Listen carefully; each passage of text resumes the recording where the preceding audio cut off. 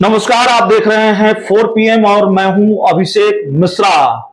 कुढ़नी विधानसभा उपचुनाव को लेकर बात करेंगे और कुढ़नी विधानसभा उपचुनाव को लेकर बात इसलिए भी ज्यादा जरूरी है। लगातार हम बातचीत कर रहे हैं, लेकिन कुढ़नी विधानसभा उपचुनाव के बहाने बिहार में एक नया समीकरण आकार लेता हुआ दिख रहा है।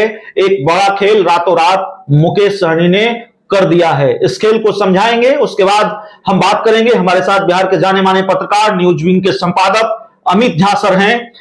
खेल ये किया है मुकेश सहनी ने कि देखिए, कुढ़नी विधानसभा सीट का जो जातीय समीकरण है वो ये है कि सहनी मतदाता, उनका अपना प्रभाव है, काफी अच्छी संख्या में है और जीत हार में बहुत बड़ी भूमिका निभाते हैं।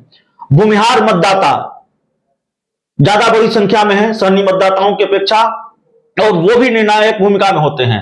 तो एक तो मुकेश सहनी, और उन्होंने अपनी पार्टी से टिकट दिया है भूमिहार मतदाता को, नीलाभ कुमार को टिकट दिया है, जिनके दादा 4 बार उस सीट से विधायक रहे हैं, कुढ़नी विधानसभा सीट से, और भूमिहार जाति से 1990 में जीतने वाले वो आखिरी विधायक थे। अब इस पर हम बात करेंगे, ये खेल कितना बड़ा है मुकेश सहनी का, और क्या ये लड़ाई मुकेश सहनी की एंट्री की वजह से त्रिकोणीय हो गई है। सवाल यही है सर कि मुकेश सहनी ने कितना बड़ा खेल किया है इस उपचुनाव में, कुढ़नी विधानसभा उपचुनाव में। देखिए, इसकी उम्मीद तो कोई नहीं कर रहा था।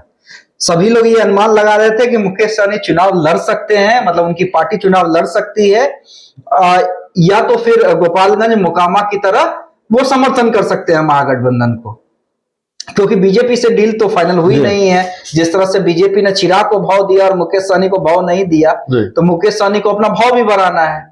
लेकिन ये खेल कर देंगे मुकेश सहनी, इसकी किसी ने कल्पना नहीं की थी। और ज्यादा दिनों की बात कहाँ है, कुछ दिन पहले मुकेश सहनी से मेरी मुलाकात हुई थी, हंसी मजाक चल रहा था।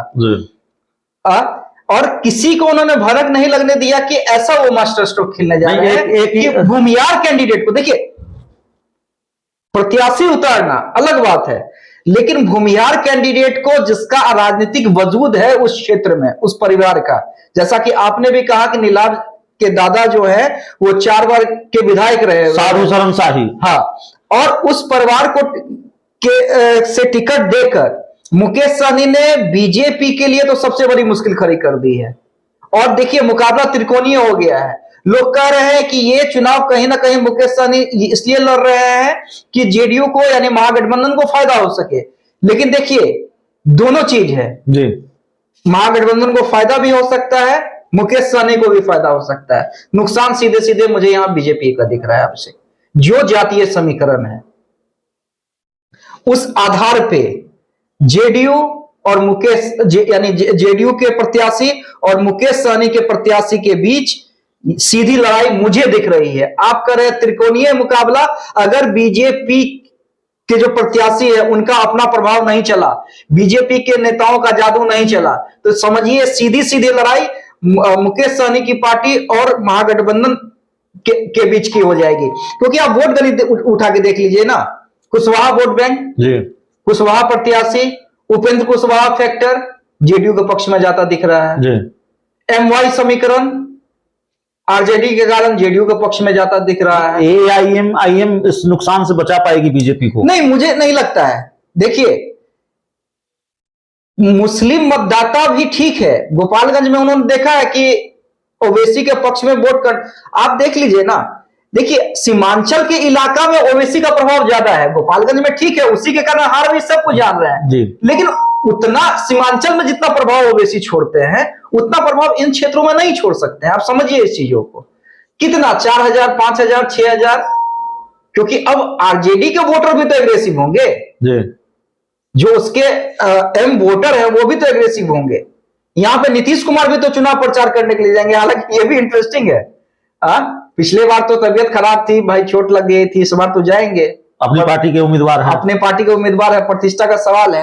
लेकिन देखिए, मैं मुकेश सहनी के इस मास्टर स्ट्रोक की क्यों तारीफ कर रहा हूं। मैं मुकेश सहनी की राजनीति जो जब भी इतनी चली है, मैं कभी भी राजनीतिक जो उनका कॉल रहा है मुकेश सहनी का, मैं प्रशंसक नहीं रहा हूं जी। कई बार मैंने आपसे बातचीत में भी कहा है कि मुकेश सहनी ब्लंडर कर जाते हैं, करना उन्हें कुछ होता है, यानी पहले बिहार में मजबूत होना है, बाद में बढ़ना है, बाद में बीजेपी या बड़े दलों से पंगा लेना है, पहले अपना अस्तित्व तो बना लीजिए। पीठ छोड़कर भागने लगते हैं, रन आउट हो जाते हैं, रन आउट हो जाते हैं। लेकिन ये जो मुकेश सहनी ने किया, मास्टर स्ट्रोक खेल दिया है। आप समझिए कि कोई भी पार्टी अब से उसका एक अपना वोट बैंक होता है, लेकिन उस वोट बैंक तभी आप किंग मेकर से किंग बन सकते हैं, या किंग मेकर भी बड़े किंग मेकर बन सकते हैं, जब आप उसमें वोट बैंक जोड़िएगा। अब देखिए बड़ा मैसेज गया है, आप ये देखिए ना, आशुतोष कुमार जो भूमिहार नेता है, वो समर्थन कर रहे हैं ना, तो एक बड़ा मैसेज देने की कोशिश है। भले ही देखिए ये कहा जा रहा है, बीजेपी आरोप लगा रही है, सब लोग मान के चल रहे हैं कि महागठबंधन के इशारे पे ही हो रहा है तमाम चीजें, लेकिन इससे फायदा मुकेश सहनी नहीं। ठीक है, आप ये कह रहे हैं कि मुकेश सहनी की एंट्री से नुकसान भारतीय जनता पार्टी को ही होना है। हाँ। फायदा मुकेश सहनी और महागठबंधन दोनों को होना है। हाँ, दोनों को होना है। और ये भी हो सकता है, देखिए अगर भूमियाल ने बढ़ चढ़कर वोट कर दिया, जी बढ़ चढ़कर वोट कर दिया, जिस तरह से आशुतोष चुनाव प्रचार करेंगे, एक अलग मैसेज उस परिवार का अपना भी तो ये है, अगर 4 बार विधायक रहे हैं उनके दादा, तो अपना भी प्रभाव होगा उस क्षेत्र का। सहनी देखिए, ये तो मानिए कि मुकेश सहनी आज के डेट में मल्लाहों के नेता हो गए, बिल्कुल, और उस जाति के जो वोटर हैं उन पर उनकी पकड़ है, ये ठीक है, बोचाहा में उन्होंने इसको साबित किया है। बिल्कुल। सवाल यह है कि मुकेश सहनी नुकसान पहुंचा रहे हैं भारतीय जनता पार्टी को, ये ठीक है। मुकेश सहनी से भारतीय जनता पार्टी को जो नुकसान होना है, क्या उस नुकसान से चिराग पासवान बचा पाएंगे? चिराग फैक्टर कितने प्रभावी ढंग से काम करेगा कुर्नी के उपचुनाव में?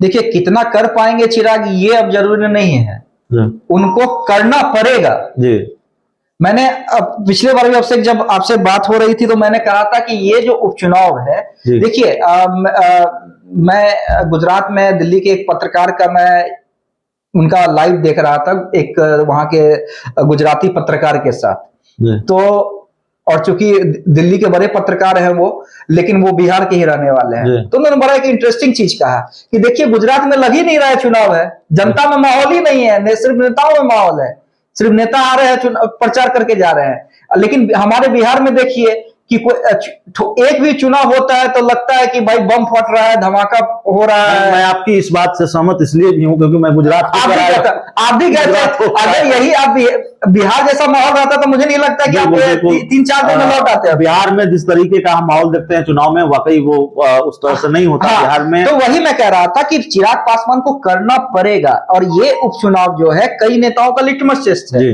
जिसमें चिराग पासवान हो गए, उपेंद्र कुशवाहा हो गए। उपेंद्र कुशवाहा मैं इसलिए कह रहा हूं क्योंकि जेडीयू के कैंडिडेट हैं, और उपेंद्र कुशवाहा को दिखलाना पड़ेगा कि भाई कुशवाहा वोट बैंक पे अभी भी मेरी पकड़ है। बिल्कुल, तभी वो जेडीयू में, देखिए जेडीयू के अंदर खाने में सब कुछ ठीक नहीं चल रहा है, उस पर कभी हम और बात कर लेंगे।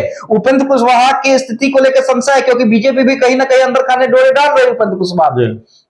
उपेंद्र कुशवाहा भी बहुत चीज से संतुष्ट नहीं है, लेकिन उन्हें संतुष्ट करवाया जा रहा है। खुद ललन सिंह मुझसे जाकर मुलाकात उन्होंने की है। तो देखिए उपेंद्र कुशवाहा को भी साबित करना है। मुकेश सहनी ने तो मास्टर स्ट्रोक खेल दिया, लेकिन उन्हें भी साबित करना है कि मेरा मास्टर स्ट्रोक मैंने खेला तो सही, लेकिन मैं फेल ना हो जाऊं। एक आखिरी सवाल है आपसे, और सवाल यह है कि भारतीय जनता पार्टी और जेडीयू की दोस्ती टूटी, और इसके बाद नीतीश कुमार के साथ बीजेपी का यह पहला मैच है। मामला गोपालगंज और मोकामा की तरह नहीं है, वहां आरजेडी के उम्मीदवार थे, यहां नीतीश कुमार के जेडीयू के उम्मीदवार हैं, इसलिए हम कह रहे हैं पहला मैच है। किसके लिए ज्यादा रिस्की गेम है, बीजेपी के लिए या जेडीयू के लिए? क्योंकि इन दोनों में से कोई भी हारेगा तो जाहिर तौर पर मनोवैज्ञानिक रूप से भी बड़ा नुकसान होगा, बड़ा प्रेशर होगा 2024 से पहले। देखिए जेडीयू के लिए, नीतीश कुमार के लिए, अगर खुदा न खास्ता अगर ये मैच बीजेपी जीत जाती है या नीतीश कुमार हार जाते हैं, छोड़िए मैं बीजेपी की बात नहीं कर रहा हूं, बीजेपी जीत जाए, हो सके 5% चांस है मुकेश सहनी जीत जाए, चुनाव लड़ रहे हैं भाई, यहाँ पे निर्दलीय जीत जाता है, मुकेश सहनी की पार्टी क्यों नहीं जीत सकती है, वोट बैंक है। लेकिन नीतीश अगर हार गए तो समझिए पॉलिटिकल जो क्षति होने वाली है नीतीश कुमार को, उसका अनुमान आप नहीं लगा सकते। तो जी, क्योंकि गोपालगंज और मोकामा आरजेडी लड़ रही थी, वहां पे एक सीट गोपालगंज बीजेपी जीती, मोकामा आरजेडी जीती, वहां पे फैक्टर कुछ और थे, लेकिन बीजेपी ने क्या मैसेज दिया कि आरजेडी का वोट बैंक तो उतना रह गया, नीतीश कुमार इजाफा नहीं कर पाए। यानी हमला सीधे सीधे नीतीश कुमार के वोट बैंक पे था। यह दिखलाने की कोशिश की गई बीजेपी के द्वारा, देखिए नीतीश कुमार के पास वोट है ही नहीं है। जी। तो नीतीश कुमार के लिए ये उपचुनाव प्रतिष्ठा का सवाल है। तो चलिए, हम बात कर रहे थे बिहार के जाने माने पत्रकार, न्यूज विंग के संपादक अमित झा सर से। और जाहिर तौर पर अगर कुढ़नी को समझना है, कुढ़नी के उपचुनाव को समझना है, बिहार की राजनीति की संभावित तस्वीर को समझना है, तो अमित झा सर जैसे बड़े पत्रकारों की, जाने माने पत्रकारों की मदद भी जरूरी है, और इनके जरिए भी हम बिहार की सियासत को समझने की कोशिश करते हैं। 4 PM बिहार पर बने रहिए, प्यार, समर्थन और सहयोग बनाए रखिए। बहुत बहुत धन्यवाद।